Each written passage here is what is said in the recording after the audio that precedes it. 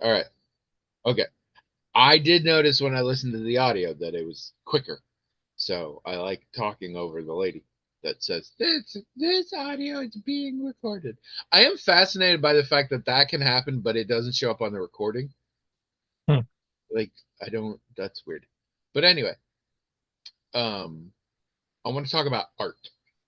Okay. He's this guy I know. He's a jerk. No. Um,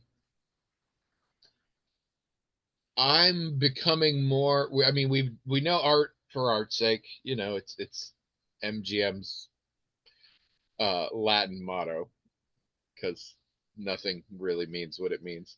But whatever. But we understand art as its own concept, Sure. and I think we have discovered art as a commodity, art as a business. Very common. I want to talk about art as an experience Okay. because I have recently discovered there are well, I've talked about this in other forms before, but the thing that put this in my head right now, there are songs that I don't necessarily think are good songs and that I don't necessarily want to listen to, but I very much want to sing. Like if it comes on, I'll sing with it. And I mean, generally not a terrible song, but like it's well, okay. A better example is stage plays, and a best example is Oklahoma. I think, having watched it, having not participated, it is probably really fun to be in a production of Oklahoma. Hmm. I bet it's a good time. It looks like it's a good one to do. Fun time. I do not believe it is a fun time to watch a production of Oklahoma. I'm not a fan of that particular thing, but it looks like it's real fun. And yeah, there are songs that I don't know the melody to because I have so long sang the harmony part because I just enjoy singing along with it. And I'll be like, I don't know that I could sing the melody if I wanted to Hmm. at this point. It came up today. I was listening to No Air by Jordan Sparks and the original iteration, which was Jordan Sparks and Chris Brown. And don't get me wrong, I do like that song. It's a good song, but mostly when I hear it, I just want an excuse to sing along. And I know all the bits. I know all the Chris Brown bits. So, which always feels weird to me, but you know, that's the guy part, so that's more in my register or whatever. And I just love singing along with it. And I'm like, if I couldn't sing along with it, like how much would I be into listening to? I don't know. But I think this is a thing we need to consider more. And the same thing with there's a lot of actors who seem to just be in everything. And some of them they just really want the money. And some of them, I don't know, they have bad agents. But some of them just really like making movies and being on movie sets, and it's like a fun time. And so you have to, because of the commodification, you have to keep your career in mind. But I honestly think in a lot of cases they don't care if the movie ends up being good or not. It's just fun to make movies. Mhm. Christopher Walken famously will be in fucking it. Eric Roberts. Now, in Eric Roberts' case, it may somewhat be money, but Christopher Walken. I mean, Christopher Walken has done cameos that I have seen in movies that are worse than movies you and I could make with our own money. Like really just dog shit. And to be fair, it was like one scene and he had a like it was he wasn't in it a lot, but he was in it. And Eric Roberts will do anything. I mean, he literally showed up on a podcast about how Eric Roberts would do anything and said, I turned down nothing. So, you know. But I don't know. Have you got any stuff like that that like I don't think we do enough of that. Like not enough people paint for themselves only, you know? Like I feel like that's a category of art and I'm not sure enough people give it credence in their lives. What do you think? The category. Of art that is not designed to necessarily be shared or displayed or certainly not commodified, but just uh, something whose benefit is largely ephemeral in that you like participating in it. The end product, whatever it is, maybe not worth crap. Certainly not. The point is not to share that. It's just to sort of experience. So, I hear about all the time a person that, oh yeah, I've probably written 6 novels, but I'd never let anyone read them. Really? Oh yeah, Really? Oh. sure. Or I mean, a I do know person, people who have written some and they let me see them and it was a bad idea. or who paint pictures that they never hang up, or never show anybody. And I do think it's similar to a person who sings in the shower or sings their heart out in the car, but they would never sing publicly. So yeah, I think there are a lot of artistic expressions that people participate in for their own particular enjoyment. It's not for anybody else, and not only is it not for anybody else, but they don't want anybody else to read it Yeah. or see it Which, or whatever. see, and I haven't encountered a lot of people who are honest about that kind of thing, which may be the very thing we're describing. Is if I say I wrote a novel, but I don't want anybody to see it, I was like, oh, come on, you wrote a whole novel, somebody should see it. So I don't hear a lot. I think we need to shine more of a light on this and uh, appreciate this. And I mean, there are certain art forms that are by their very nature like that. Well, I think the internet has made it so that some of those people do put the stuff out there. I mean, a lot of fan fiction would be something a person would have filled journals with a long time ago and never showed anybody. And now, thanks to the internet, they find people that maybe this person will like this. They actually post it. They do like it, even though they kind of even all acknowledge, well, it's not Hemingway or anything, but we like it. And so I think a lot of people I think the internet has made it so that some of those people do share those things in their corners of the internet with art that I think even the people who are enjoying it would agree is never going to be a best-selling novel or hanging in a gallery anywhere, but we all like it, and that's all that matters. And it completely undermines my entire idea. If you're just saying now it's just normal art for everybody, and who cares anymore? So it's all terrible. Hello, everyone. Welcome to Magical Talking Head Podcast, the only podcast in the world where, if you listen carefully, approximately 64 bars in to every episode, we do have a key change. It's subtle, but you notice it. I'm Tony. And I'm William, and this is episode 742. I mean, I needed something for the cold open. That was what popped in my head when I was belting out the Chris Brown portion of No Air. That's what occurred to me. You don't understand what kind of podcast pressure I'm under here. This could honestly be a good example of things that's just fun to do and should never be shared. But we do share it with all of you. What is our deal? I hear you asking. What is I'm under so much pressure. We have a hat, and it's magical in that it has its own email address, themagicaltalkinghead@gmail.com. People like to write into that email address with things, comments, questions, topics, stuff, their lives. And the hat magically, all on its own, because it's magic, forwards emails to us. We read them, we talk about them. That's about it. And usually not a lot of that. So, it's hard coming up with the only podcast in the world and cold open every time. There is a guy, Jules Gill, he does stuff for What Culture and also for FGS. Anyway, he's a YouTuber that I see a lot of things.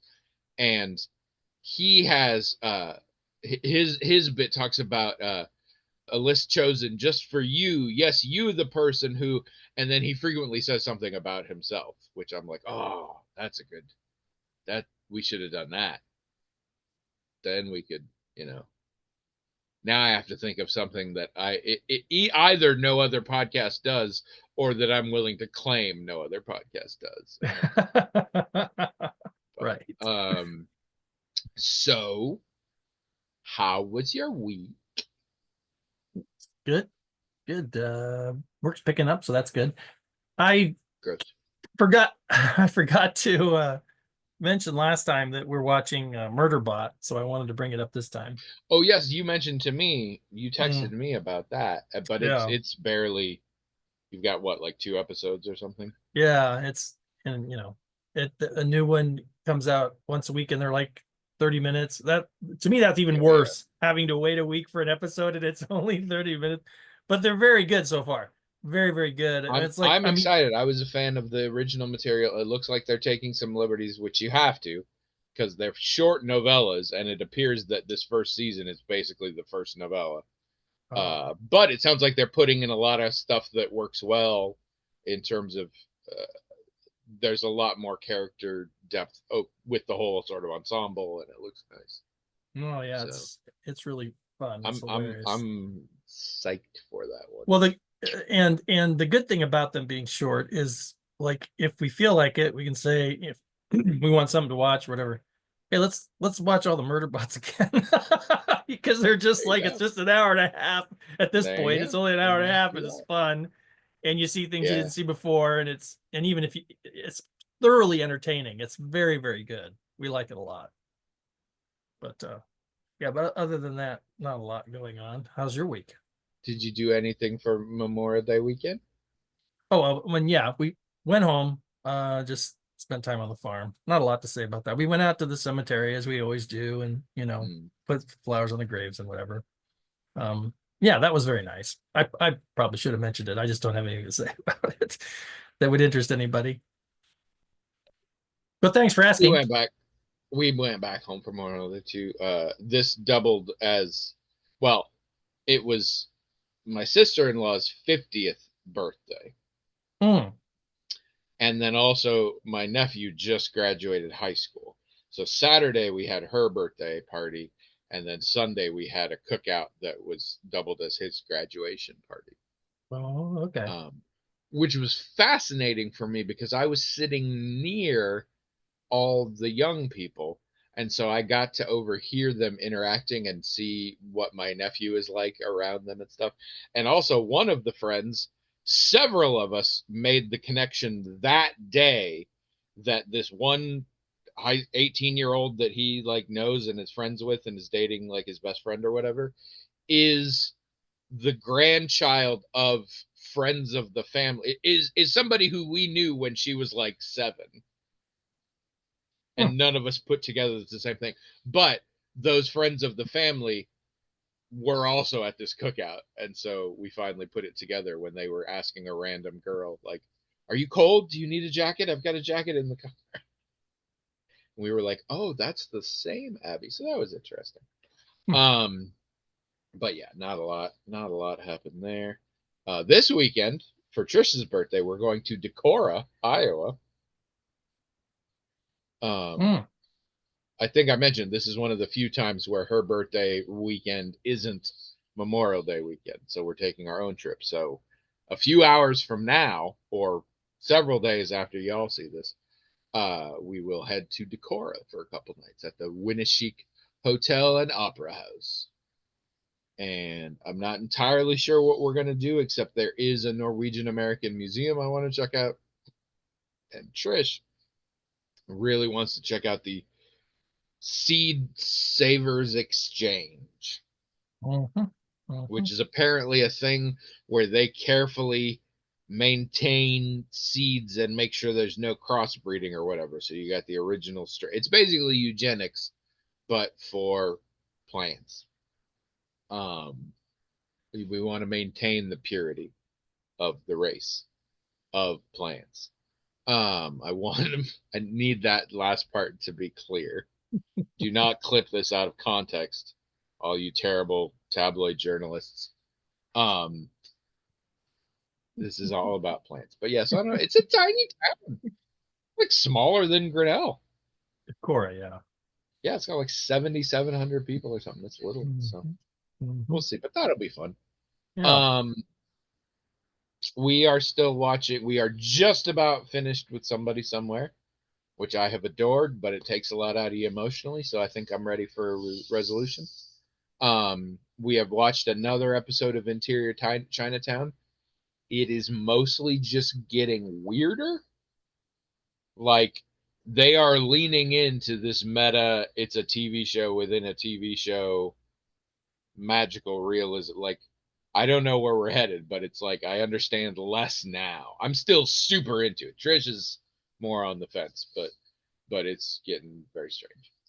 Um, and we snuck in a, technically we're watching a third show. We don't do that very often. But do you remember a long time ago I talked about a show called Last One Laughing that had a bunch of Canadian comics and they were in a room and the joke was the bit was in 6 hours if you smile or laugh you're out, and the last one to survive won a bunch of money for charity or something.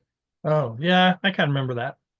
And I knew a fair number of the comedians. There were some famous ones. Tom Green, Colin Mockery were in there, but there were a few I didn't know. Um, well, they've done a bunch of these, and occasionally Amazon's like, "Oh, you want to watch, the German one?" And I'm like, "No, I don't give a shit." Apparently, it started as a Japanese thing. I recently discovered that, but via YouTube trying to give me things about all the people I like, I learned and eventually looked. They made a UK one earlier this year, Hmm. or they made it last year, but they aired it this year, and it has 10 comedians, a host, and a co-host, and I know and love literally all of them. So I am super into this. For those of you who are in the British, hosted by Jimmy Carr, co-hosted by Roisin Kennedy, I assume because she wouldn't last more than 3 seconds if she was a comedian in the competition because she laughs all the time. But our contestants: Bob Mortimer, Richard Iowade, uh, Joe Wilkinson, Joe Lycett, Judy Love, Harriet Kelmsley, Sarah Pascoe, and three others. Isn't it exciting? I don't know. I'm realizing none of you probably know these names anyway, but I'm very excited, and it's just on Prime. If anybody wants, I mean, you probably have to have a Prime subscription, but it's fun. We only watched one episode, but I laughed a lot. Have I So talked about my crying thing? Did I talk last week about my crying thing? I don't think so. I have determined that 80 to 90% of all issues under the rubric we would call toxic masculinity would be resolved if we would just teach boys to cry the same way we're cool with girls doing it. It is an unbelievable catharsis, both emotionally and physiologically. And I can tell you right now, those times when guys yell or punch a wall, they are feeling the exact same feelings that women are feeling when they need to the catharsis of crying. It's so awesome. We should all be doing it all the time. It's great. But I have discovered that I may have sublimated a little bit in my life, uh, laughing, because it has similar emotional and physiological benefits. And Mhm. I think I try and sort of laugh easy as another way to sort of deal with those emotions. But so this made me laugh a lot, which is always a good sign. Um, I'm still playing Expedition 33, loving the game more all the time. So pretty. It's so it's a real sad game. It made me tear up a couple times, but it made me laugh a lot more. There's some solid writing. They are really showing, not telling. Like, you are getting drip fed the setting and the background and stuff via very organic, like nobody does an exposition dump. It's just in conversations. And now we've got this weird gimmick where I'm like talking to people and it's raising my relationship levels, and then that unlocks more scenes where like two characters I'm not involved with and there's just a cutscene that sort of gives you more about their backstory and stuff. It's a very interesting time. The gameplay itself is pretty cool. I'm starting to feel kind of good at it. I don't know. It's a real good time. Highly continue to highly recommend. But let's discuss the elephant in the room, or shall I say, the unicorn in the room, or shall I say, the giraffe in the room. I don't know. I thought maybe I could just list off more animals, but we saw Death of a Unicorn. Oh, It is now available to stream. It was available to stream for $20. We were like, no, but then it was available for $10. And I was like, okay, I really need to see this because I've been chomping at the bit. Everybody knows. I really wanted to see this. I was prepped in that it came out and no one mentioned it ever again. It came out in late March Mm-hmm. and nobody's talking about it anywhere, which means it's probably not very good, but also probably not very bad. Because if it was one or the other, they'd be talking about it. Sure. Um, I, I came out of it not liking it. Trish came out of it a little bit liking it. The very next day, we thought we sort of flipped. Here's what I will say. I'm hugely disappointed. Um, we both agree we don't think it probably is a good movie per se. I find it very much a heartbreaker. Like it just could have been so much more. I looked it up. This is essentially this guy's first. He wrote and directed this, and this is basically his first feature film writing and directing. He has a long history as a producer, Mm.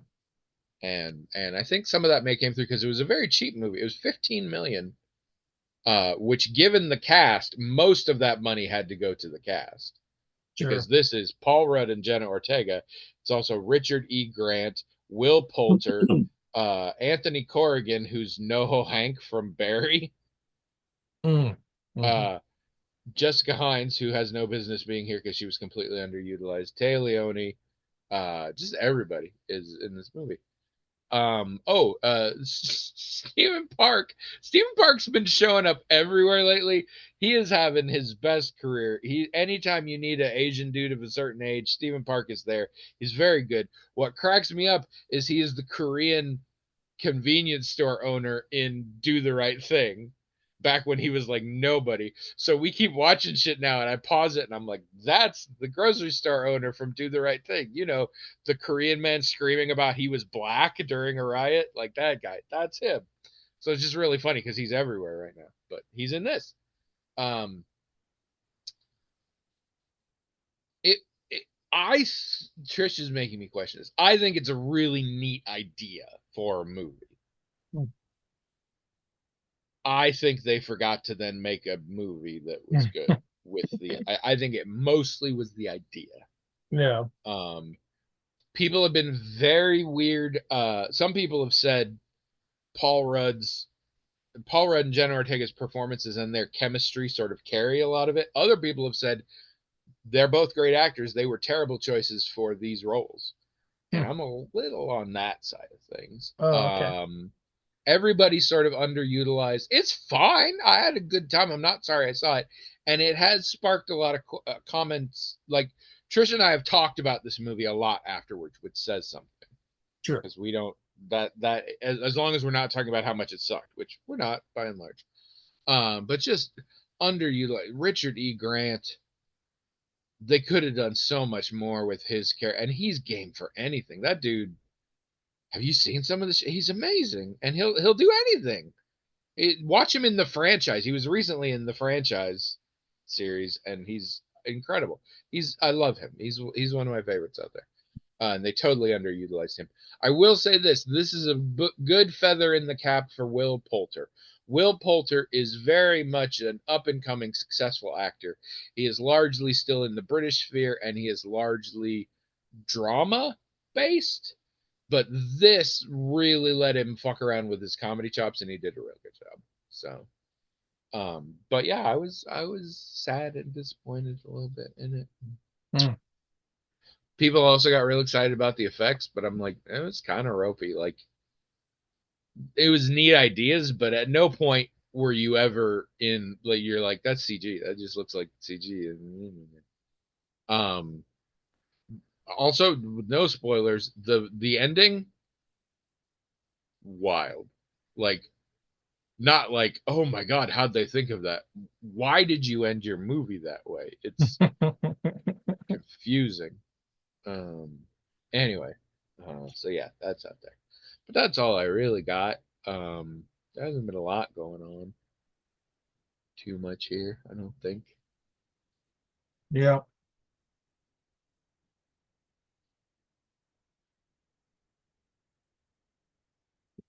It's my granddaughter's birthday as we're recording, but It it, is. It is. it'll be long gone And once people see this. she's here now. No, wait, that's not. It's 2 today. All right. Well, we got some emails. Let's do one of those. Sure. I mean, I've heard those are good. that's supposed to be our shtick. Yeah, yeah. That's the whole show. Make sure it's not Okay. anonymous. Yes, I'll make sure. This is from Stu. Stu's not anonymous. Nope. Stu's one of my Welsh.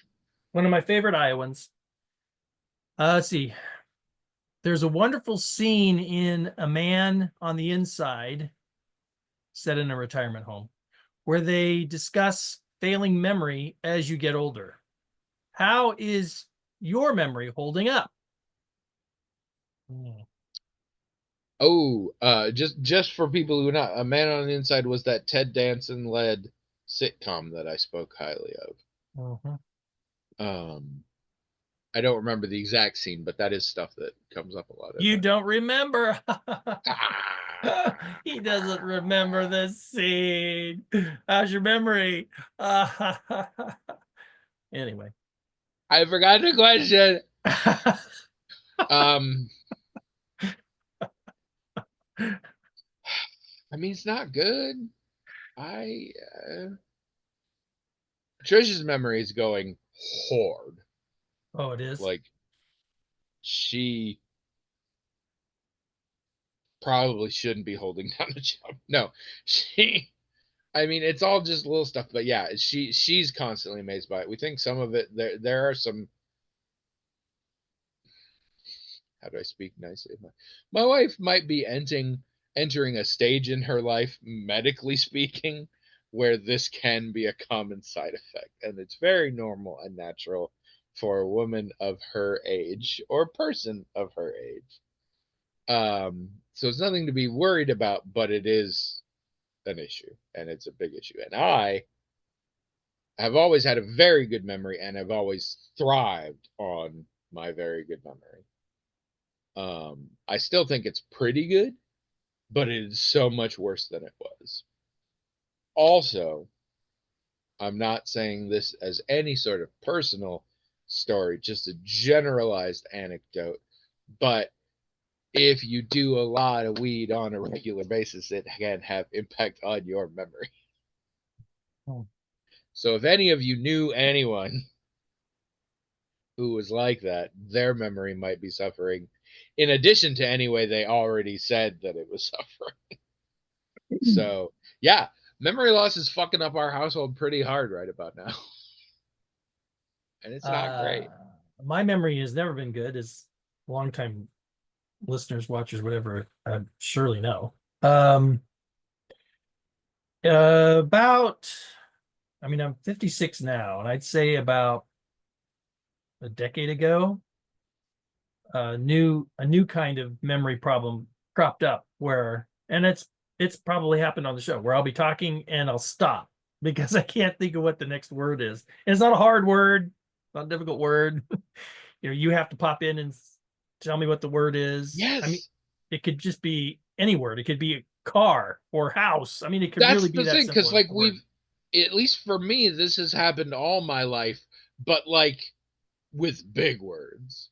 Hmm. You know, every once in a while, and I'll say, like, I've lost a word, and it'll be like, oh, attrition, that was Oh the yeah, word, like, no, something sure, like yeah, that. But nowadays, it'll literally be like, so I was going to the yeah, and it's store, and you've just yeah. lost store. Trish gets this a lot. Trish will just stop in mid sentence, and it'll go on long enough that I'm like, and Yeah. but I've also yeah, where it's just I just lose a word that is a very common Right. word. Now, I've been told that this happens with people, any person, regardless of age, if they're not Yeah. getting adequate sleep, that can happen. But and that when it first started with me, I was not getting adequate sleep. But I think I get okay sleep now, and it still happens. Um, This is interesting but because Trish, like I said, Trish gets it a lot, and I don't really have a sense of how much sleep Trish gets because Trish watches YouTubes until she falls asleep, and then in the middle of the night she'll wake up and like watch more. So even she doesn't really know how much she's sleeping, but probably not great. Yeah, I knew of a case where the person, a doctor told them that it was a sleep problem, and then when their sleep improved, that problem went away. But this was a person who was a younger person, so I don't know. So I still have that problem, but also other uh in the last, or pretty much since I turned 50, more ordinary, what I would consider more ordinary memory problems. Because when I was growing up and they talked about old people having memory problems, it was never described as they're speaking in a sentence and they stop because they can't remember the Yeah, next no, word. it was they That, don't recognize their children, that well, kind of and things shit. like that. So I have had They what left the keys in a fire. I would consider more conventional memory problems, such as, my wife and I are driving away from the house, and did I close the garage door? No, Did no, I? no, no, no, no, no, no. Your delivery made it such that it looked for a Looked like second I like was you forgetting. couldn't remember what your memory problems were. No, but like that. Like, did I close the garage door? Did I? Or and not only will I not remember if I closed the garage door, there's a good chance that I didn't close the garage door. So those are two different things, right? Because if I go back, oh, I did close the garage door, but I can forget that I closed it, or I can forget to close it. Two different, and that happens. I can forget, like I'll be loading the dishwasher, and this is a thing that I've done in this house for 20 years. I'm the guy that does the dishes, and there's a certain routine, and for most of that 20 years that routine's just gone off without a hitch. But in recent years, I say maybe since I turned 50, um the evening can wear on, and I can get up to get a drink of something and realize, oh, I did all the dishes, put soap in the thing and everything, didn't turn the thing on. What is that? But that happens. I'm getting a lot of I mean, and this has been around forever and it's a gradual thing, but it's the number of why did I walk into this room ones Yeah, well, is I mean, that's been a really thing. out of control. Yeah. Especially me. I'm home alone all day. I'm walking around like I'm doing chores, I'm going all around, and then I forget. And I've just been doing 12 things. So it could be anything, and there is no one else here to help me remember. Sometimes it just never comes back. Yeah, yeah, Or yeah, like hours later, I'm like, oh fuck, it was that. yeah. Okay, let us segue now into what are we doing about this? We've established this is a problem that we have. What are we doing to make it better? Nothing. Not doing anything. So people are just gonna rob shit out of your garage. Yeah, I mean, so again, my memory's not been bad my whole life, and so there have always been things I've done to fix it, like keep a calendar and so on and so forth. But I In point mean, about your memory has been bad your whole life. yeah. Sorry, you said you combined two sentences. So you said my memory's not been bad my whole Oh, life. no, it has. Sorry. But I think you were saying my memory's not good, and then you switched to has been bad my whole Yeah, life. the point I was trying to make is I've spent my whole life trying to figure out how to overcome bad memory. So you would think that as my memory's getting worse, I would have some skills to help me cope with that, which I would think that. I do if it's the kind of memory problem that I've had in the past. But if it's like forgetting a word, I mean, what do you do about that? Or, well, okay, so there is something I have Read the started doing dictionary. about remembering to close the garage door or whatever. Part of it is to say out loud, I've done this thing, or to ask my wife to I notice. like So that. she'll, I because now, if a lot of times if I ask, did I close the garage door, she'll say yes, because she's actually paying attention because she knows I'm going to ask. So that's one thing I like this system. I think this is good. that I've done. But also you do what a lot of obsessive compulsive people do. You do the thing like 3 or 4 times, and that way, like you push the button, or you push the start button, and then you tap the thing 6 times because you'll probably remember that you tapped the thing 6 times. So I must have push the power button. You do See, that. I like to say that I don't really suffer from these things, or I should rephrase that these are not new things for me because a lot of what you are describing is manifestations of my anxiety anyway, where I would Mm, never forget something, but I would always check it like 4 times because I don't trust myself and things like that. yeah. It is why my anxiety can occasionally be misconstrued as OCD. But trust me, when we do a screener, I am not OCD. OCD people have got some shit to deal with, and I am Correct. relieved to say I do not have to deal with that. But I do similar behaviors for slightly different reasons. Yeah. I would like to say that. I can't say that because, as you may recall, a couple months ago, I almost burned down our goddamn house. Well, and also you drove away with the thing in your Yes. gas. Okay. Okay. I almost burned down other places as well. Yes. My point is, I clearly suffer from this.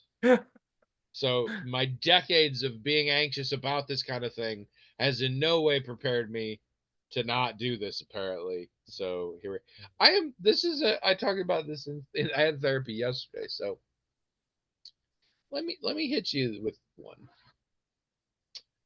When I post the podcast, I do all the deals. I get the audio together, I get the video together, I upload to YouTube, I put the thing on the blog, I attach it there, and then I make a post on social media about how the new episode has dropped.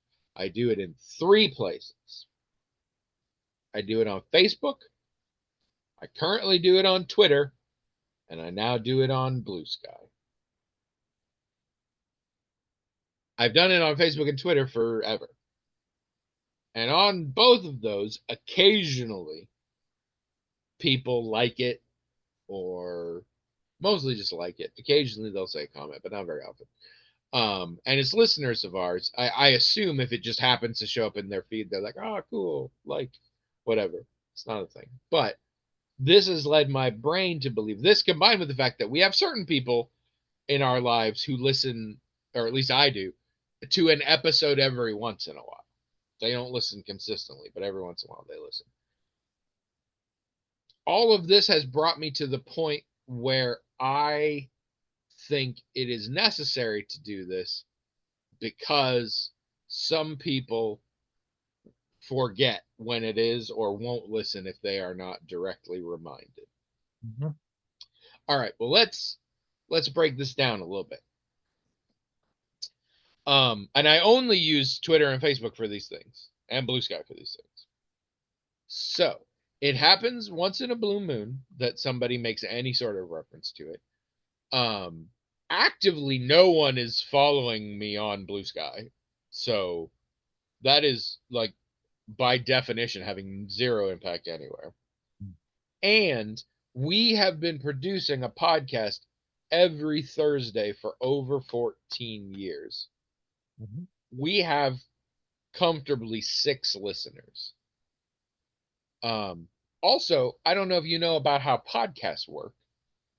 I have a piece of software that I tell it what podcasts I listen to, and it just finds the new ones and downloads them to me. Mm-hmm. I need to have no interaction, and I certainly do have no interaction with the social media of the podcasts I am following. Mm. And as far as YouTube, I'll tell you a trick about YouTube. If you subscribe to a channel and watch their videos, when a new one comes up, YouTube will tell you, like right away. They have a vested interest. So, given all of this, what am I doing? What I would like the best is to just stop marketing it at all. I would like to post the podcast and get on with my life.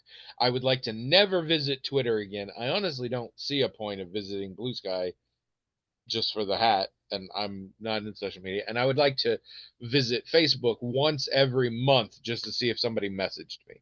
That is what I would like. Why am I not doing that? Anxiety. Oh. Because I'm like, maybe this is maybe somebody it is important. but it's not, right? It sort of couldn't be. Like, maybe we lose when my brother listens every once in a while because maybe he just saw it pop up on Facebook. But okay. I mean, it seems like a weird reason to do all this every week. Mm. We've got, it's not like we're trying to grow the podcast. It's not like we've had a new listener in a while. At this point, it's barely a podcast. It's just a family where only two of us talk. So a lot of older families like this. Mommy and daddy speak, and the children sit there and be quiet. And we will feed you content. So yeah, if any of you got feelings on why I should or shouldn't do that, let me know on the blog, themagicaltalkinghat.com. Also, if you want us to listen to your bummer of a topic about how we're all getting old and it's sad now, do like Stu and write in themagicaltalkinghat@gmail.com. I don't think he considered this because he has Welsh blood in him, and the Welsh are famously immortal. So I think aging doesn't really occur to him. So, and that's fine. But I think Stu should get his own podcast called "Do Like Stu." That's a good podcast name for Stu. and that's the whole deal, right? You don't Yeah. actually think a podcast needs to exist where you do things the way Stu does. You just think a podcast should exist called "Do Like Stu." So I think, first of all, yeah, that's a great title. But second of all, the podcast could be him doing things and showing you how to do them. No. I want like padlock, decorative padlock folding. Stu's gonna get that joke, and I'm happy about that. Okay. No, now I'm seeing Do Like Stu DEW, and it's like a 90s extreme sports thing. And so it's Stu, and he's like on a mountain bike, and he like pounds back a thing of Mountain Dew, and then like jumps off the cliff or whatever. And then a wingsuit opens up, and it's like, That's good. extreme. I like that. Welsh to the max. Whoa! It wouldn't even have to be real. It could be something that Stu makes, like with CGI and stuff, to make it look like he's doing these amazing things. But yeah, he has to pound a Mountain Dew, then he has to do it. Yeah. I should say there's a new series of Taskmaster currently airing, and it's pretty nice. And among other things, it has an actual American in it. Like they've had Americans, but they're all like Americans who live in the UK. Oh yeah. They got Jason Mantzoukas, who I think I've talked about, is a comedic actor who shows up in all sorts of sitcoms and things. You would probably know him best as Derek from The Good Place. Yeah. But he shows up. He's Brooklyn Nine-Nine. He was in a ton. He was on The League. He was in Parks and Rec. Oh, he's in a lot of things. And he apparently, have I already talked about this on here? I apologize. He is a fan of the show, and he contacted them and was like, I'll move there for a few months to do this if you can let me. And they said, sure. But it's like a thing. Like, apparently, it hasn't come up on the show, but I've seen interviews.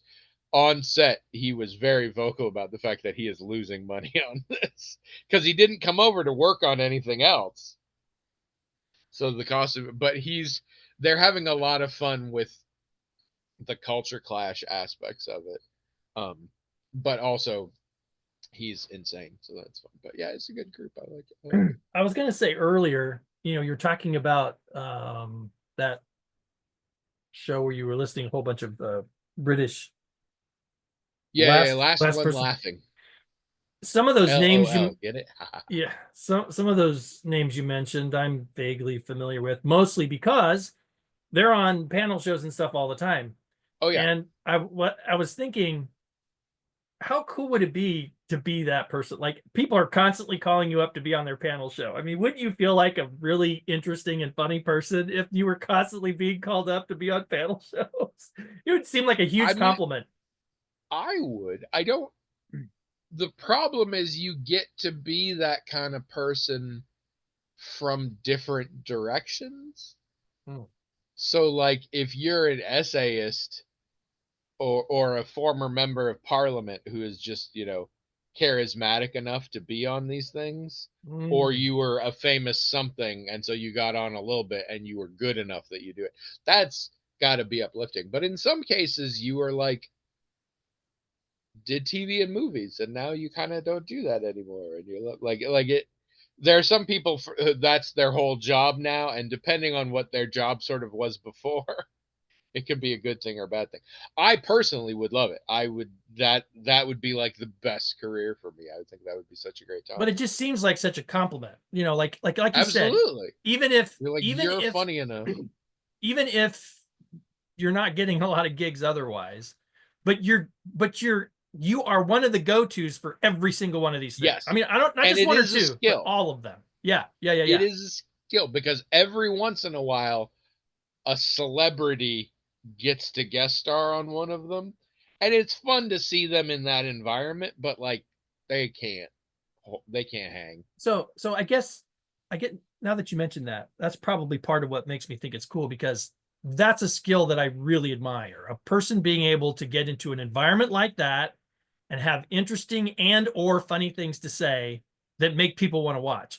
Like, I almost admire that skill more than I admire whatever skill they had before in being in sitcoms and stuff. Like, I'm more impressed that you can get on a panel show and entertain people so much that all the panel shows want you. That impresses me even more than any of whatever else they did that made them famous. I mean, I think it's a close cousin to improv skills. Of a sort, but it's also a close cousin to just being a good conversationalist at a party, which, well, exactly. I love that. I think I know, really I'm good admire at that.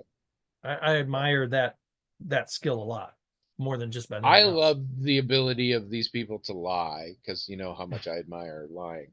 But like, this thing where there are stand-ups have this in general, where it's like you don't know where the line is, and it arguably doesn't matter because it's just about entertainment.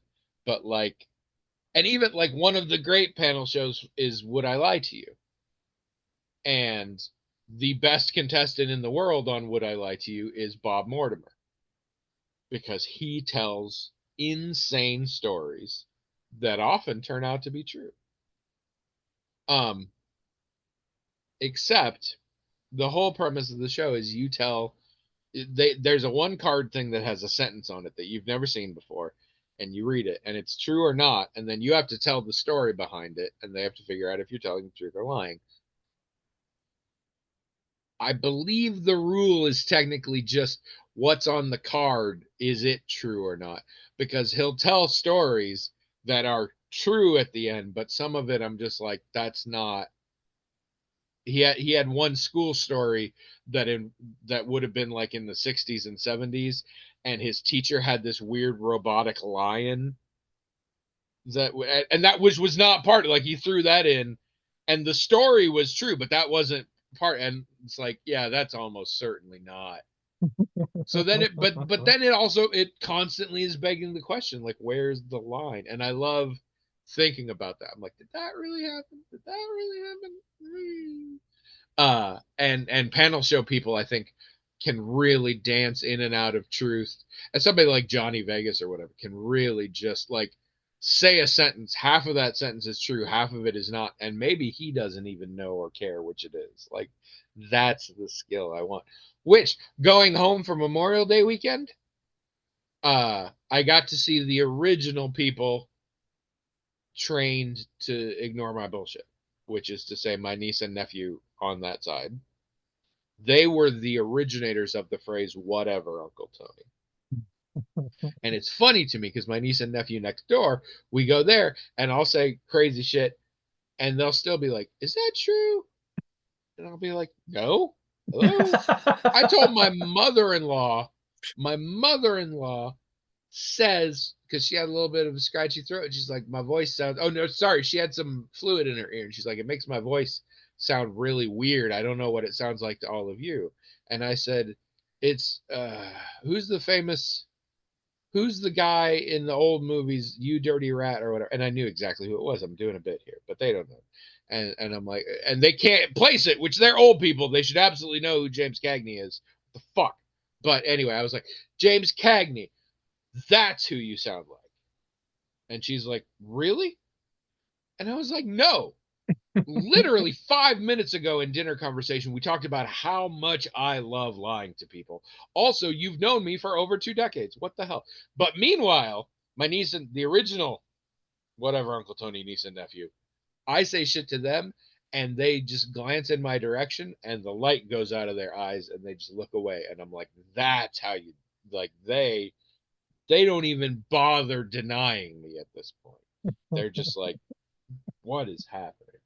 But then, fun fact, apparently I missed it, but when all the 18-year-olds were talking, they got into a discussion about when they used to come over to the house and they would look for a little guy named Sean who would hide around. And he had a purple coat and he was like a little sort of fey creature that would hide and all the kids would hunt for him.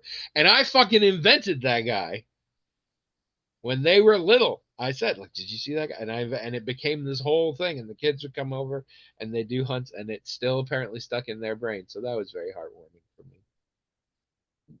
Made up bullshit that really influenced them into adulthood is kind of my whole deal. Sure. So I like that. Hey, before we get to the end of the Oh, podcast, God. I can tell by you... the tone you're setting up a joke. No, I'm not. Oh, I gotta give you an emoji alert. You know how the kids don't like the thumbs up emoji? They think it's sarcastic or whatever. Yeah. The smiley face emoji's bad. Now, which one? Just the regular plain smiley one. All right, because I don't use that one because I'm like there. I have so many varieties. What is bad about it? What do we not like about? Did Freya tell you this? No. And now I've forgotten. Let's see. God damn it! But it's bad. Don't smile, people. If you take one thing away from this podcast, never smile. Like, what are we talking about? Hold on, I'm gonna look it up. They think it's disingenuous. It's kind of like the thumbs up. It's like it goes back to it doesn't mean what people think it means. Which is interesting because in my mind, there are emojis specifically designed to be disingenuous smiles. And I use them when that's what I'm attempting to convey. Oh, it looks like the big cheesy grin one is usually the one. It looks like the crying, laughing one. They don't like that either, but I don't know about that. Oh man, I love that one. Generation. Let's see. So they view it as sarcastic, passive aggressive, and even dismissive. I mean, I'm generally pretty dismissive of young people, so this is a minefield. I was watching an episode of Game Changer and they introduced somebody with grip emoji, something emoji, and I was like, and they just literally said the emojis. And I was like, I don't know what that means. And I looked it up and I found out the internet has no consensus on what would be the grip emoji anyway. So I have no idea what that is. Never could find out. Yeah. Grip emoji? Some people thought parts of the internet thought it was the handshake one. Some thought it was the prayer one. Like, there's nothing called that. So I don't know what it looks like. And none of the people who listen to this are young enough to be able to help us in this. It does fascinate me that you old. That so obviously, ostensibly, the emojis are supposed to represent, you can even hover over them and then they're described as smiley face.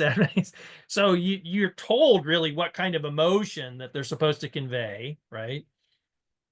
So there is, again, presumably and ostensibly this, it's supposed to be kind of a universal graphical language that people are using in their communications, because they're usually quite simple. I mean, now there's so many of them that it does get a little complex and ambiguous, but there are certainly a set that you think that's going to mean this to pretty much everyone with variation that is insignificant. But then over time, for anybody, really any one person, to take it, say, as the opposite, or now the smiley face is a bad thing, but not just one person, a whole cohort of people, that's pretty extraordinary. That, I mean, it's not surprising if you understand how, sociology works, but it's just language. It's the same way that exactly. Right. change their meaning over time. but for whatever reason, even if you understand what you just said, or you understand how, linguistics and sociology, how they work, somehow it's still extraordinary. It's still like, wow, how did all of these people communicating in mediated interaction, like not even in person, they're not even catching the cues of one another's nonverbals or anything, get on board with this? And it happened so quickly. It's like a lot of linguistic changes you always think of as taking like a generation or whatever, but no, this was like, who knows how long it took, but it was a very short period of time, and now this thing means something completely different. It's pretty extraordinary. Gen Z and Gen Alpha are cyborgs. Well, I'm in many I'm ways dead that's true. serious. No, in many ways that's actually true. From I'm gonna say on average age 9 or 10, this is attached to them. Yeah. They learn their communication, their society, their identity, all via this. And it leads, I mean, it leads to some really horrible developmental shit, and really is putting a fine point on the fact that the internet was probably a bad idea. But it is also giving them some fascinating communication methods and skills that we can barely even fathom, because they literally just like grew up. And it's a variation on earlier thing. Like, I started on the computer in my tweens, and that was like became normal for me. And it was, dial up or whatever. But to the old people, they were like, I can't even, this is amazing, what is happening. And it's the same kind of thing, but they just, and for the most part it makes me sad. And I've always assumed it's a sort of old timer, like, oh, in my day we did it like this. But I think it makes me sad because it makes me feel disconnected, like we're separate subspecies.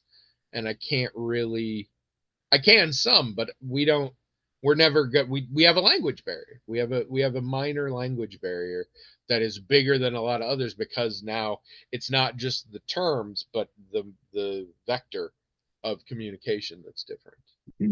Yeah, I mean, I agree with your point. I used to write about this actually, that once a machine, like a phone or whatever, becomes something that you can't function without, you're functionally a cyborg. I mean, a lot of, cyborgs in fiction, you've got implants or whatever, but what's really the difference if it's If not? it's part of your being, Yeah, if you've and got this to is have it. part of, at this Right, point, this is part of my being, and right. that's So nothing compared to the kids who had it from jump. you are functionally a cyborg at that point, which, someone might think, oh, that's cute, but it matters. Like you were just pointing out, it makes a difference. It changes the way you interact with your world, that is different than the way you or any other human interacted with your world before that. Yeah. And that's not insignificant, as you're observing. And It's it's not the insignificant at most all. normal thing to that age group, and Sure, it'll sure. be even more normal to the next one. Exactly right. But for those of us who are not cyborgs, or even for those of us who are but are more recent, like we can remember not being one, it's Yeah. going to be very different for us. Going to be very different for us. So yeah, that's interesting stuff for sure. For sure. I'm trying to let this guide me going forward with what things I want. We're all hitting the age where it's like, yeah, that's not a technology I'm gonna give a shit about. Right. And now I'm getting, because I don't want to be cut off from, like, I want to set my boundaries.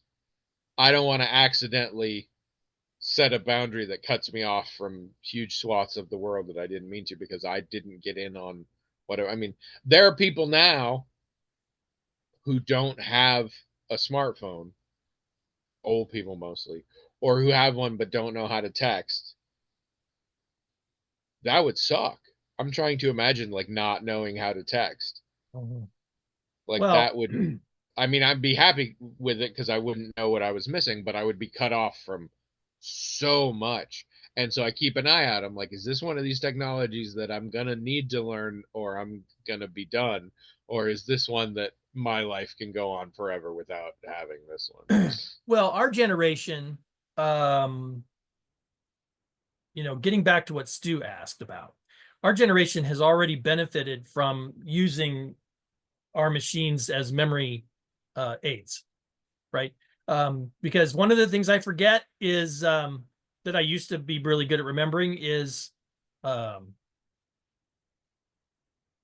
might not remember the name of an You actor. forgot what he remembered, but I might not remember the name of actor, but I can say I saw them before in something else, and I can say the thing I saw them in. But yeah, not so much anymore. I know I've seen them before, but I'll have to look them up to remember what I saw them in. But I yeah, have my phone, so I can do it, right? Um, there's a lot of other things. I'll look up something quick on Wiki if I can't remember. And so as my memory goes, my phone helps me still function the way I did before my memory was going. And another thing is artificial intelligence. As the older I get, the less energy and bandwidth I have to like investigate certain things or ask certain questions or do certain kinds of research. I can get AI to do it. You know, I have to be careful because it hallucinates, right? But I can get AI to do it. And so now a lot of the functionality in my memory or my research or my whatever that is going as I get older, I'm augmenting with my machine so I don't really lose that yeah. functionality. And And previous generations couldn't do that. AI's become like Wikipedia for me, where it's like, okay, I'll let it answer if it doesn't matter. Yeah, right. But you know what? I've had that opinion about Wikipedia for many, many, many, many years, and I've recently noticed I think my definition of what doesn't matter has. Right. Right. There's a lot of shit I take as gospel off of Wikipedia No, now that I'm like, no, maybe. yeah, gotta be careful. And so I'm like, so what's the AI gonna do? Because yeah, when it first started, and I'm still pissed. Like, there's a new Samsung helper AI or whatever, and I can't, like, I don't use it. And every once in a while, there's a certain combination of buttons I hit that it's like, oh, do you want to? I'm like, no, fuck off, I don't want it. But like Google, when you do a Google search and the AI thing pops up, I used to hate that. And now most of the time, I'm like, actually, that's pretty much the answer I was looking. Well, so, Ah, but then you have the but newer generation that they are leaning on those tools. I mean, we're leaning on them because we're getting old and need to. They're leaning on them because they can. that's So there. yeah, so like that's a whole different experience. Whole different experience. One of my nibblings was having trouble in spelling, and it came up during a parent teacher conference. And the teacher was like, yeah, so and so's having trouble in spelling. And they were like, okay, what do you want us to do? They're like, we don't really care. I mean, we're letting you know, but they have their phones. We don't, I mean, they didn't quite say, but they basically were like, we don't really care if they know how to spell. We're letting you know, and we're noting it, but we don't, it's not going to matter in their lives. And I wanted to be mad about it, and I kind of still am, but I'm like, but they're not wrong. Well, and It grammar too. barely mattered. I am a pretty darn good speller, and that barely fucking matters anymore. Yeah, And even I'm starting grammar to get too. lazy about it in my texts and things. I'll type though, THO, most of the time now. I mean, I Um, used Grammarly since I started school because it was really? offered to me for free, and I thought, what the heck? Honestly, probably 6 times out of 10, I didn't take their suggestions because it's still not like perfect or whatever. Yeah, yeah, yeah, But yeah. there were a lot of times where I was like, oh crap, yeah, that is better, you know, And and that as was I've said nice. before, I hate Grammarly because I feel it is taking my job from me. I know I But don't yeah, really have a job, but it's like one of the I few skills I have. like I said, even though I probably only took its suggestion a third of the time, I was glad it was there because Yeah, when and I that's what I'm here for. when You I liked its probably suggestion, I actively really hurt liked it. our friendship. I'm your Grammarly. When I Come liked to its Grandma, suggestion, when I please. liked its suggestion, I really liked it. There's got to be a come to Grandma thing in here somewhere. Come to Grammarly. Come sit on Grammarly's lap and tell her what kind of day you've had. I love you, Grammarly. Remember when you were a kid and Grammarly would bake you those fresh cookies? They probably weren't that good, but you were a kid. In your mind, they were the best thing Or ever. bread, fresh bread, that was always good. Grammarly's don't care like they used. Grammarly's used to be the heart of the family, and now Grammarly's are getting tattoos, and they're going on cruises, and it's Grammarly was the heart of the American family, and now Oh, Grammarly. See, now I'm mixing up because my mother-in-law is actually called Grammy by her grandchildren, so I oh keep yeah. wanting to slip to Grammy. So on Freya's birthday, I know when people listen to this, it won't be, but on Freya's birthday, I want to give an update. So we we have confirmed that she knows how to say grandpa and says grandpa sometimes. When she calls me Pop Pop, that's just something she made up. She doesn't have to call me that. It's not because she can't say grandpa. She, for whatever reason, this is a nickname that she came up with for reasons Yeah. that we don't understand or You're can't not fathom. okay. You're not getting the entire conversation we just had. She's what? Gen Two. Beta? Oh, She's okay, yeah. Gen Beta, Yeah, it's right? like, yeah, right. The most she is 2. She has probably almost certainly watched the first 3 seasons of Arrested Development on her own time, and she liked Pop Pop. That's what they call Yeah, Jeffrey Tambor's character there. So I we just clearly don't. you're underestimating this 2-year-old. She doesn't seem to She's call not. the other grandfather that. So something I've done, you know, or I said or assumed whatever. I've always assumed you fart a lot. I don't hang out with you in person, but I've assumed so. Okay, That's here, what sounded. this is my theory. There is that book, Hop on Pop, that book. Yes, that is a book. And one of the things she likes to do when she comes over is, so Abby and I, we have a furniture set, and we've got, I sit in this chair, and then there's a little console here, and then her chair. She likes to stand on that console and literally fall, like trust fall right down onto me. She loves to do that. She'll do All it right. over and over and over again. So maybe she's the hop on pop and pop. Oh, pop pop. Okay, Yeah, see. she's like, if I call somebody Pop Pop, according to this document, I am legally allowed to jump on them.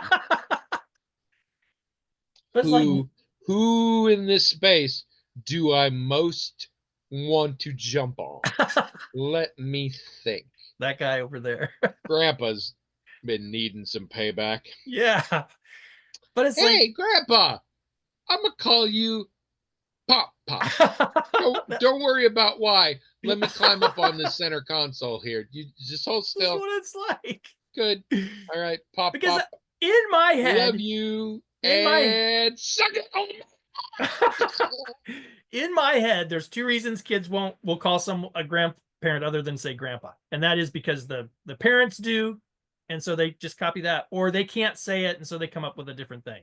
That's But my father-in-law is called Humpa, yeah, and that's just because that's what they could say. neither one of those things are a thing. Her parents call me grandpa every time. They never call me, well, they have started because she does, and she can say it because we've heard her say it. And I think she calls the other grandfather that. So, like, what are you doing? Do any other family members jump on you? Her brother does. She copied him. So, all right. Did he call you anything special before he did it? Nope. No, she made this up, not him. I don't know. I don't she might know. Be a marketing genius. It's crazy. It's like it fascinates me because it's like, this isn't how this is supposed to go. And I don't mind, of course. It's adorable, but it's like, why? How does this happen? This isn't how this works usually, but it's funny. It's funny to me. I know. Yeah, she's. I mean, I'm sad. I didn't come up with an excuse to jump on you before this big break. I do think that is my theory. She's the hop on Pop, right? And she likes to do it to her own dad at their house. So it's like, well, he's Pop, right? Maybe, and I'm Pop Pop. See, I think that's my theory. Pop the Elder. Famously. I don't know, and I don't know how long it'll last because, like I said, she does call me Grandpa sometimes, so maybe it'll fade away. But because eventually it'll probably produce an ulcer if she keeps hitting the same spot. Also, spoiler alert: she's gonna get bigger. Oh yeah, like when her brother does it, who's 4. It's harder than it used to be when he did it. But like, yeah, she'll just stand there and she will fall, literally. And he just says, "Fuck you, old man," when he does it. So. All right, we are overtime. We haven't even done our side quest yet. So, Choose a number between 1 and 8. 1.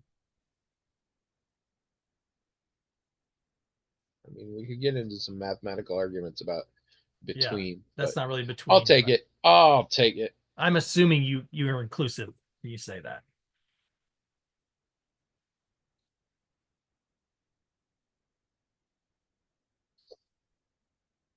I really need to sit down and look all of these because I am confident we have not had this one, but I feel like we've had essentially this exact same one. Hmm.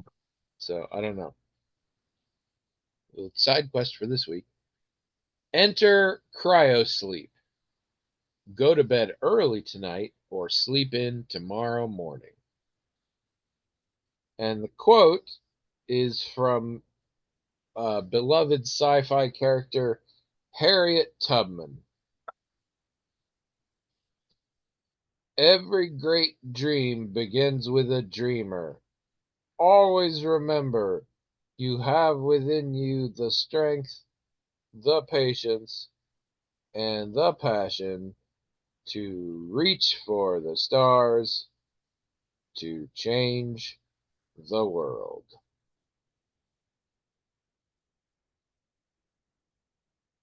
When did she say that? But I find that somewhat unbelievable.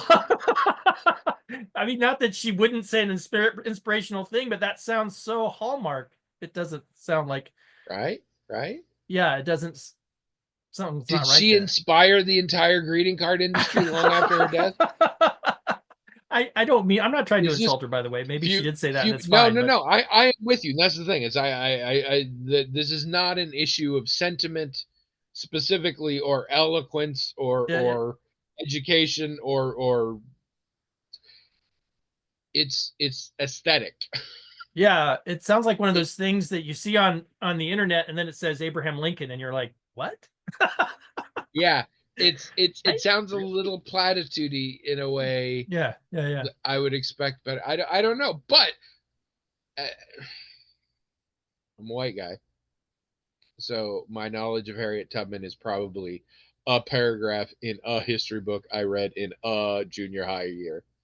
But didn't she kind of get recognized afterwards and got to go like make speeches and do Oh speaking yeah, things, or you can definitely find quotes from her that are different from that.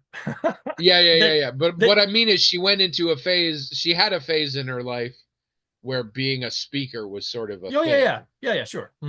and maybe that's maybe at that point you start constructing your things more, and you come up with I don't know.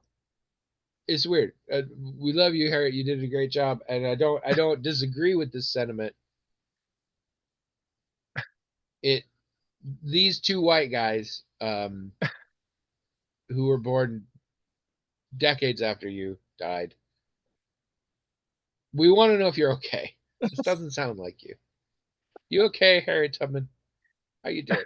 It doesn't sound like a often a famous 19th century person who is saying really profound things. It I doesn't sound like that. I think that's it. It sounds very modern. I think Very you're onto modern. something. Yep, It very sounds modern. very. There we go. Now we're not insulting anybody.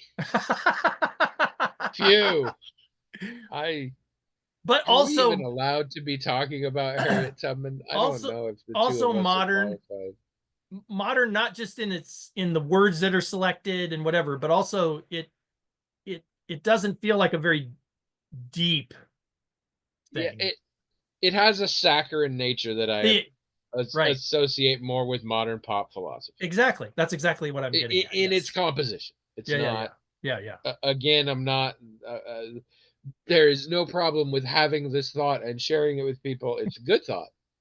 Yeah. Right. Um, but we've heard a little bit about what you went through, Harriet Tubman. It doesn't sound great, so we're just checking in. Um, PTSD is real. It lacks Um, the gravitas that we usually associate with historical figures. but also mostly women, but specifically Harriet Tubman and other ones. the the archetype and the reality have been so blurred at this point. Granted, yeah. Where Uh-huh. I'm like, you could tell me anything from Harriet Tubman. I'm like, that might be true. It also might be a super big lie. And I've seen so many iterations of her done in comedic style and occasionally in dramatic style, and they're all very different. And anytime something comes out about her, people are like historical issues, and I don't know shit about Harriet Tubman, I mean, and that's on me. I mean, let's face it. The quote, "Mushrooms give me gas," Abraham Lincoln. That might be a thing. That might be something he really said. He was a human being. He said ordinary, mundane, banal things. That's not the point though here. Is like if As someone's Abraham Lincoln once said, "Hi, I'm Abraham." the point is if you're quoting somebody, it's probably because you're taking it from a thing that they probably crafted very specifically to inspire or to inform or whatever else. And if you put it on a little card, you're not just quoting a casual conversation they were having, you know, with their family at breakfast. Do you know who gets the worst fake comments attributed to them? Like I thought it was famously, Abraham Lincoln. Abraham Lincoln is up there. Yeah.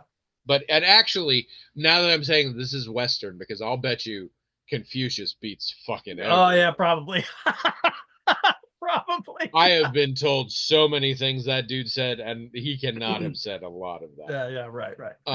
No, the number one for some reason, Churchill.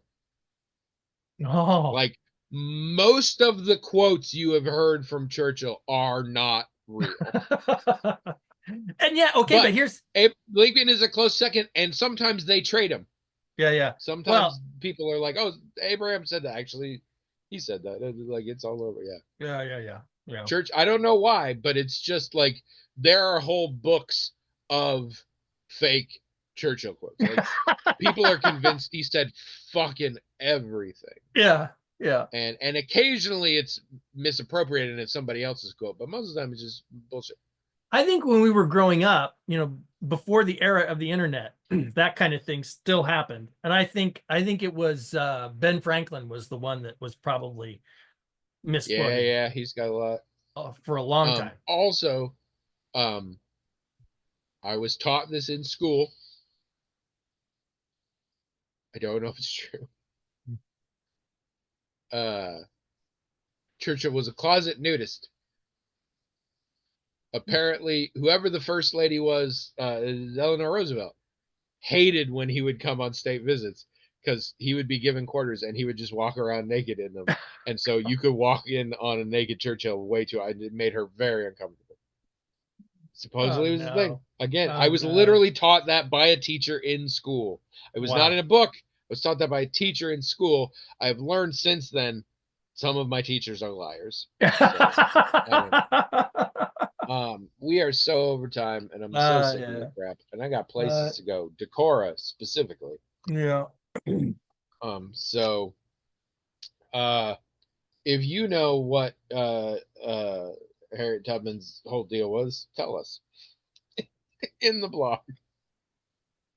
What's her deal? Yeah. Is she doing okay? Go to the blog, themagicaltalkinghat.com, or comment on YouTube. But most importantly, email us, themagicaltalkinghat@gmail.com, so you can be famous like Stu, the most famous person to come out of this uh, podcast. Also, um, Pilot House Band? Is that the YouTube? I don't know. I mean, they Because have if you these. just search YouTube for Pilot House, you mostly get videos about boats. Yep. My boats. You had Uh, sent me a link and I didn't bother to use it because I was like, I'll just search for it, and that was bad. So then I used the link. So I was your ninth subscriber. oh, that's nice. Thank you. The videos are amazing. Oh, Also, I clearly haven't listened to your music before. what do you mean? I mean, just the style is not what I think my sum total of knowing your music is the movie we made. You played one of your songs over the end credits. Oh, right. Well, And I now think that's the only song I heard, so I just assumed they all kind of sounded that sort of pop folky vibe or whatever. And then I was like, oh, I gotta play that. And I played a random one, and it was not at all like that. And I was like, wow. And I turned to Trish, and I was like, I didn't mention that's William. You hear the singing? That's William singing. She's like, oh, I didn't notice, because it's one of those, if you tell somebody that, you can tell it's you, but if you don't know beforehand, it's not quite there. It's also a much younger voice, so that's there were two pieces of music in the film we made, one at the beginning and one at the end. okay. And these were Chris's compositions. And for the songs on Pilot House, many of them are a song that Chris composed, played for me, and then I created the melody and the lyrics. And so the melody and lyrics are the only thing I'm responsible for. There are a few songs where I came to him with a song idea and told him asked him, play this, this is the chord progression or whatever. And so I did have some more say in some of the music and some of the songs, but for most of them, he composed a thing. And so you can tell, because in some of them, if you listen carefully, you can hear a piano or a guitar playing a second melody along with the melody I'm singing, because that's the melody he came up with. And he almost always expected whatever lyrics I came up with, I would sing according to the melody he came up with. And I almost never did. I made a new melody. You're a jerk like that. But when he recorded me, when we put the recording down, he left the guitar or the piano, whatever it was, playing the melody he came up with. So a lot of our songs have two melodies if you listen closely. So anyway, check that out. I think it's Sorry. Pilot House Band. I Pilot did go to YouTube and just search for Pilot House Band, and one of the one of the videos came up. So that is one way to find it. Pilot House Band, yes. Don't just look for Pilot House, because it's mostly about boats. But mostly about boats, yeah. But check that out. The videos are insane. Like, she did too much. Like, a lyric video doesn't have to go that hard. Like, this is what I tell her. Music videos. This is what I told her. Happen to have lyrics in them. Yeah, she says, like, oh, I'm going to do this one. What do you think I should do? And I say, how about a solid purple background with just lyrics? How about that? You'd be done with it in 30 minutes. I watch a lot of lyric videos. The most complicated they get, and the most common, is some cool picture, still image. Yeah. Lyrics in the front. No, she wants to tell a story. It's less. It goes from that down. I've had some that's just black screen lyrics appear. These are full. There's video. I mean, it all has a very Creative Commons vibe, but but it's just tons of stuff and stories being told, and things that look like clips out of movies, even though, again, I'm sure they're sort of stock video or whatever. They are. Just really elaborate. She makes them cool, but I'm like, it's a lyric video. That's not what you need for that. That's I know, that's what I tell her, but she does it, and she likes doing it. Yeah, and they're real cool to look at. So, all right, get out of here. I'm sick of all of you. No, I love you all. I am sick of him, so I have to go. But the rest of you come back next week, and we'll see if he's still here.